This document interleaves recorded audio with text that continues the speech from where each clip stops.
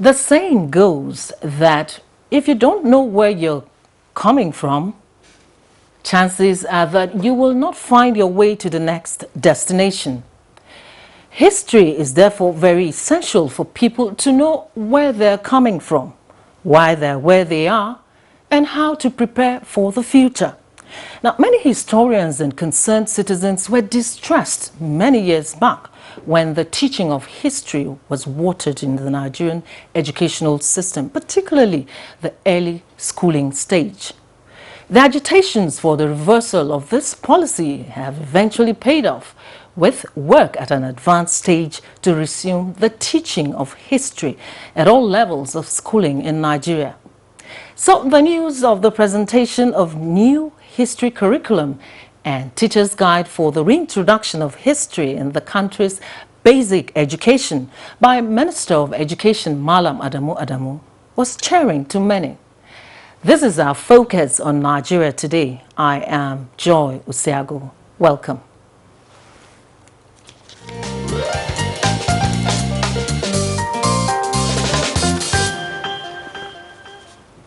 Joining us on the program today are two educationists.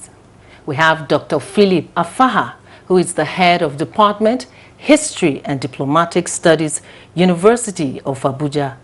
He is also a council member and Abuja liaison officer for the Historical Society of Nigeria. Thank you for joining us, sir. Thank you very much.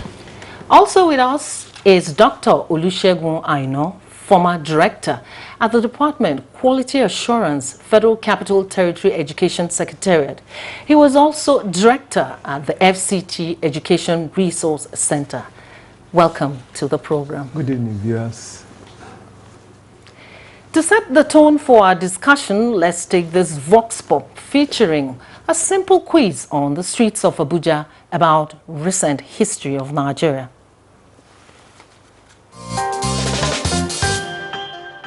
Where in Nigeria was oil commercially found in Nigeria? Where in Nigeria? I thought then maybe it's Niger Delta.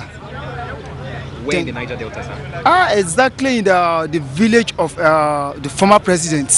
Who was the first executive president of Nigeria?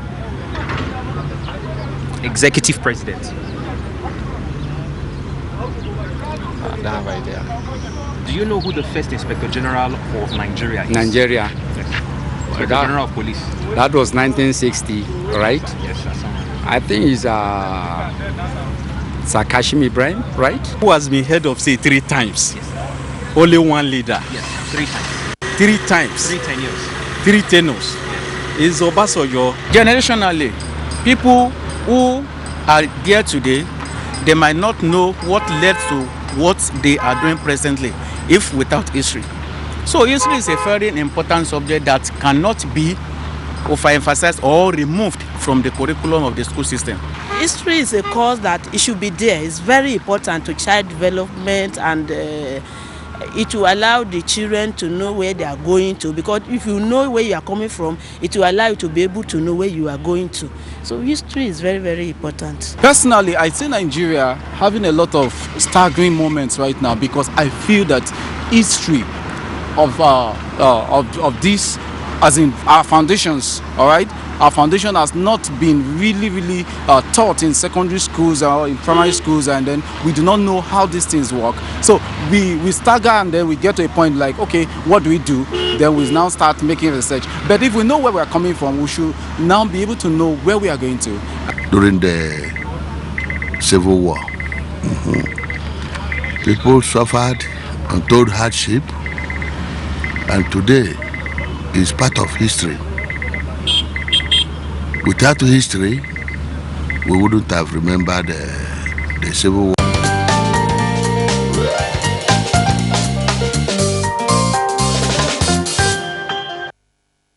Well, Dr. Afaha, you listened and watched that clip. What do you make of the knowledge of Nigerian history as displayed in that Vox Pop we just watched? Yes, as can be observed from the clips, we notice that the Nigerian public is almost totally detached from our history, and that is not a very good development for a country. A lot of people are disenchanted We don't know our history, and even the histories that are told are disjointed history. So it caused the nation to look for ways to really articulate its own history. We have thrown away our history, and it is not a very good thing to happen to Nigeria. Other countries are not doing it that way. Other countries cherish their history. Other countries encourage their people to read and understand their history. But in Nigeria, we saw something very different. That is what you are seeing from your clips. Everybody is talking about not knowing history or disjointed history, and these are the causes of the problems we are experiencing today in the country. Dr. Aino, let's hear your own views. How did you feel listening and watching adults respond that way on that clip? Sorry to say, all the questions are within the realm of rote memory, which, professionally speaking, or if you want to look at the intrinsic value of education, it's not enough to just recall somebody's name, who was the president. What values are you attaching to such questions? What do you really want the children to imbibe?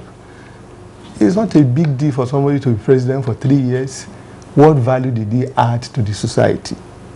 Those are the things we must, focus on, not just rote memory or regurgitation of facts or memorization and regurgitation of facts. It's just like the kind of things we teach children in school, state and capital, Lagos, Ikeja, and all those stuff.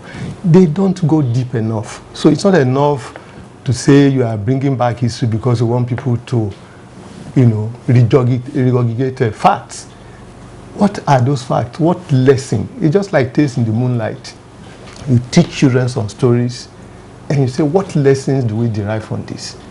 That's a critical point to note. It's So not just as a follow-up to that, where is the place of history in our cultural, political, and social life in terms of development? How vital is that? It may be misleading to say that history is not taught, or history has been relegated to the background in the school curriculum. If you look through the current curriculum, agreed, a curriculum should be dynamic, it should be amenable and responsive to changes within the society.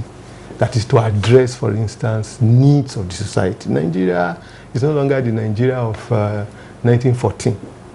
A lot of changes are taking place. So the point to note here is that history is not totally off the school curriculum.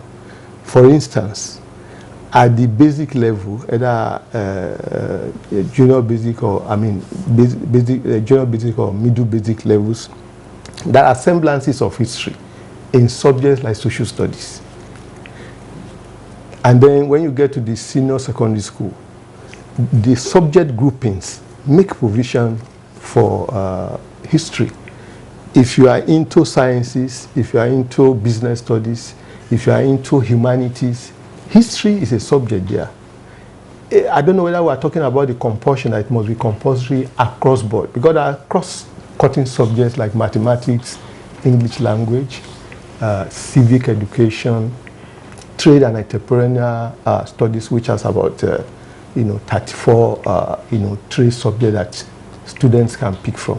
So it will not be totally correct to say that history is completely off the school curriculum. But in terms of the value, and when you go to the tertiary level, of course, my dear colleague here is a lecturer in the head of department, if I had the introduction. Anyway, let's go to Dr. Afaha. Let's hear from you. We're looking at the value now. In terms of nomenclature, it could be changed from history to social study. But let's look at the value of history. I know the kind of history I was taught when I was in primary and secondary school. I don't think that's the same thing we have today. Yes. To answer to that, with respect to my colleague here, you see, history is different. History as a subject to be taught in school is totally different from social studies or from civics. You see, it was this mindset that led Nigeria far back ago in 1982 to expunge history and now start teaching social studies and civics. Good and fine. But history stands out on its own. You need to teach history to explain the culture of the people to the people. You cannot transmit culture by the way we do things in Nigeria, maybe calling cultural troop or wearing masquerade. You can only transmit culture 90% by teaching people, or children especially, about the history of their people. And they grow with that. And that is what informs patriotism. If you notice the situation in Nigeria today, yes, for the past 36 years we have been grappling social studies instead of history, civics instead of history, government instead of history. We have been going through that. And you can actually see... But why did we get to that stage? We got to that stage because at governance level, the people in government, the administrators of Nigeria, always loved tinkering with policies. Before now, especially during the military rule, it was fashionable for every person in government to come up and tinker with policies to be able to get one appointment or the other. That is why you are having multiplicity of appointment, political appointment, administrative appointment, multiplicity of bureaucracies all over the country. Now, that led us into abandoning the most basic, the most important ingredient of national development, one of which is national history.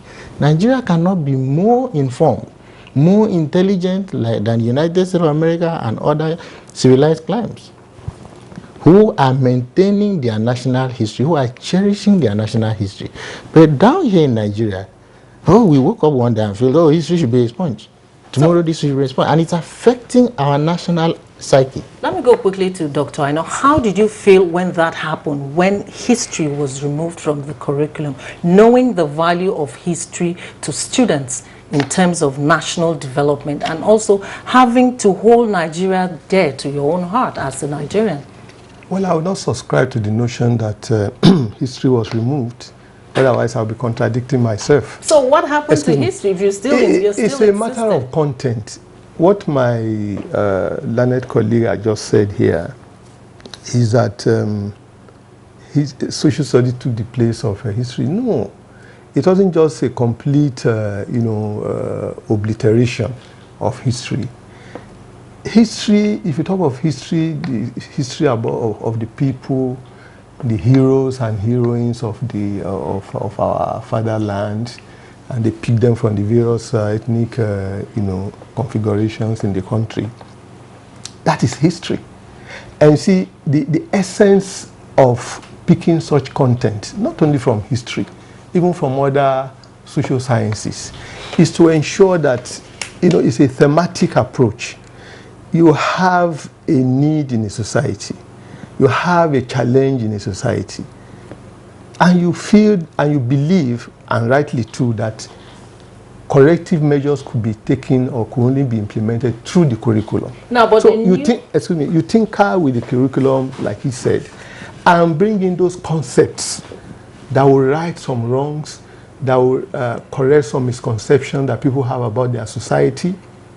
And history is one of the key subjects. But this, because the new change, let me come in here, the new change that came in and removed the kind of history we were taught, what value did it add? What were the type of history you were taught? Sorry to cross-examine you. Because if you listen to the Vox Pop, if you listen, history about our culture, our people, where we come from. Social studies talks about cultures, Madam Presenter. Social studies about culture also. Yes, but it wasn't as deep. What we have now is not as deep as what we used to have. You have what we call a spiral curriculum. You can't teach everything at the primary school level. You teach, and as you go further or higher in the spectrum of education, you go deeper. You won't teach the same content you teach in the secondary school at the primary school level. Ditto for the tertiary level. So these things are taken one at a time to address specific needs, to address specific challenges facing the society. That is how some subjects evolve. It's not just like today we have ICT. In our days, nobody taught us ICT. All right, Dr. I know we'll still come back to this argument. You're watching Nigeria Today, and we have been looking at history education for national development. We'll take a break now. The discussion continues shortly. Coming up on NTA News 24, Nigeria Today, 7:30, Monday to Friday. with exciting anchors on topical issues.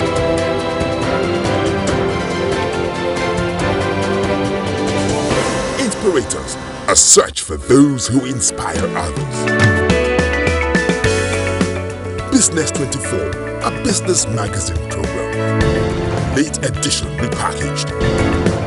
Fresh and exciting programming on NTA News 24. Stay with us.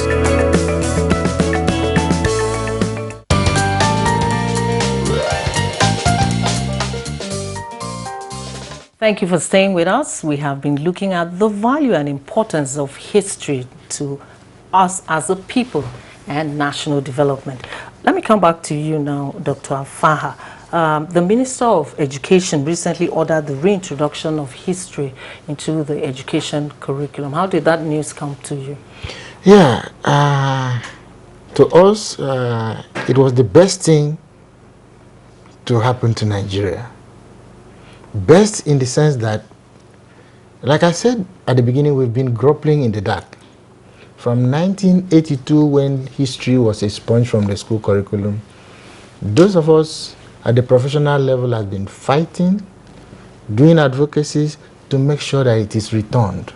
The Historical Society of Nigeria has been leading the battle for the return of history. We met with President Obasanjo in 2005, and there were promises, but the follow-up was not there. We met with President Jonathan in 2014. There was some level of commitment, but of course you know how things work in government. But this time around, we did not meet with President Buhari. We met with his minister, and as God will have it, he told us that it's going to be done, that he understands the importance of history to national development, and he understands that what Nigeria is passing through today is because there is a disconnect between our youth and our national history. So he told us, go and wait and relax, that it's going to be done. And we all thank God that today it is done. So with this reintroduction, what do you think that will do to our people? Yes, what that is going to achieve to our people is this.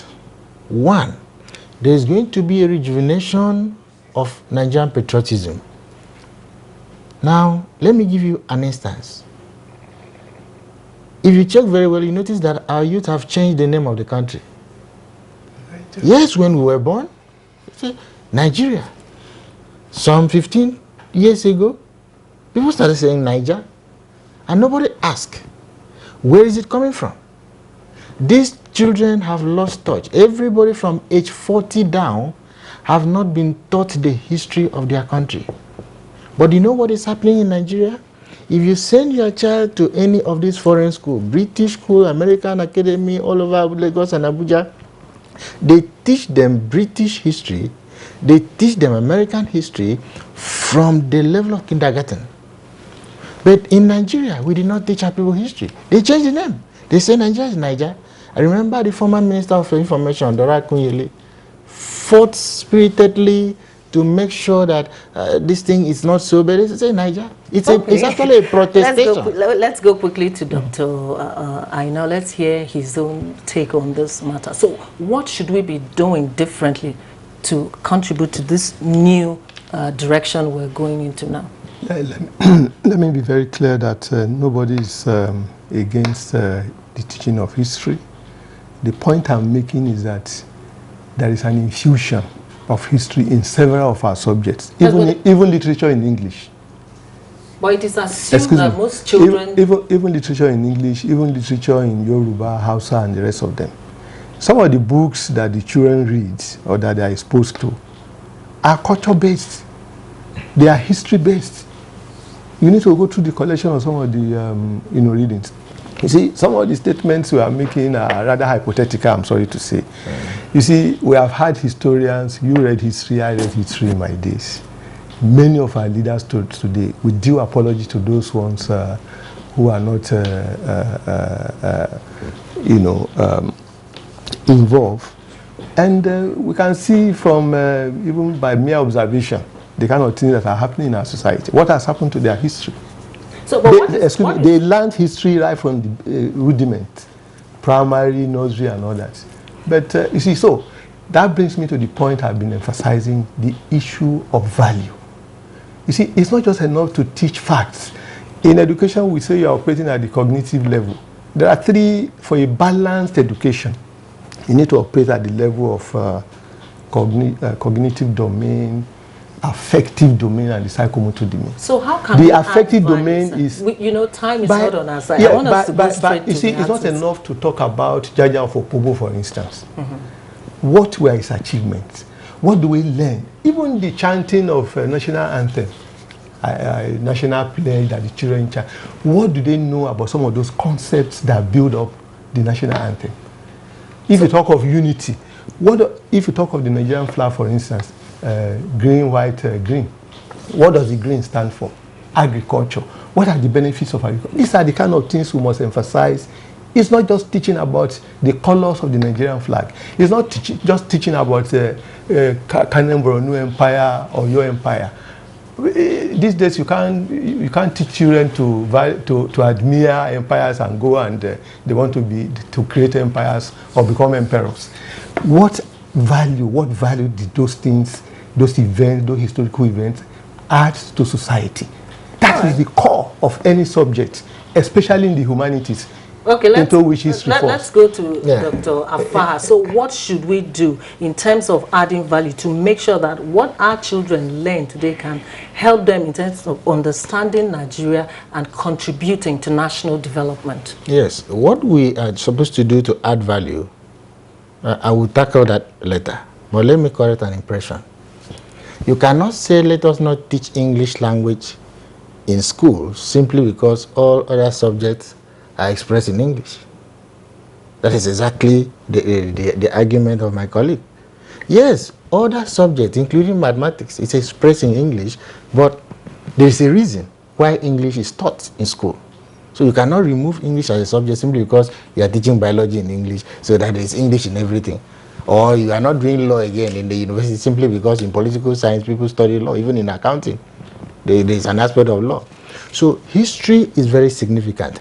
The value you are talking about when you mention Kanem Borno, when you mention Oyo Empire, is that by teaching these empires, by teaching about these kingdoms, the way historians approach issues, the way historians teach issues, that is where they are going to derive the value. But if you say in social studies or in civics, green, white, green, a right to compatriot, yes, you have finished your work as a social studies teacher. You have finished your work as a civics teacher. It is the historian that interprets the meaning. In history we interpret. It is the historian that interprets the meaning of all those things you call Oyo Empire, Kanem Borno Empire. There are historical significance attached to each of those empires and kingdoms. All right, Dr. It is not just in the mention. Fahad, so what should our teachers be doing differently as soon as we start with this new curriculum to ensure that we get our children on the right path? Yes, what our teachers should be doing now from the new curriculum we have designed is for the teachers to look at the binding aspects of our national history. We listened from the way I started talking about the national history, the binding aspect of our national history. Currently, Nigeria is too divisive. Everybody is almost going their way. Everybody is talking about going their way. It is as if we are being forced together. In fact, until recently, people were actually talking about, they say it was the white people that brought us together. So how can we change that narrative? We are going to change that narrative the moment you start teaching your children that an Igbo man is a relation to an Ibibio man, an Ibibio man is a relation to the Hausa man, the Hausa man is a relation to the Yoruba man. And you prove it historically that long before the white men came, these people actually lived together. There was an aspect of intergroup relation. The moment you can bring this bonding aspect of history, you'll be able to bind people together. Okay, let's just get Dr. Aina's contributions on this issue of bringing people together using history. What should we be doing? It's not a new thing as far as our curriculum is concerned. And that's why I made the point, and with due reference to the existing curriculum, that history has always been there. But there's a need for us to do something differently right now to ensure that we get I'm sure this will call for some empirical study someday to see the impact of history in unifying Nigeria. You know why I'm saying this? is that history has been there, and I did say that many of our leaders today in this past and present political dispensations, they read history. Some of them are professors of history. All right. What value have they added to the unity of the country? Well, I'll have to cut it short there because we're running out of time. You have been watching Nigeria Today, and we've been looking at history education for national development. And I have been discussing with Dr. Philip Afaha, Head of Department History and Diplomatic Studies, University of Abuja, and Council Member, the Historical Society of Nigeria. Dr. Afaha, thank you very much for joining us. Thank you, viewers. Also in the studio has been Dr. Olusegun Aina, former director at the Department Quality Assurance, Federal Capital Territory, and also former director, FCT Education Resource Center. Thank you very much. It's my pleasure. And on that note, we conclude this edition of Nigeria Today. We want to thank you very much for your time, and do have a good evening.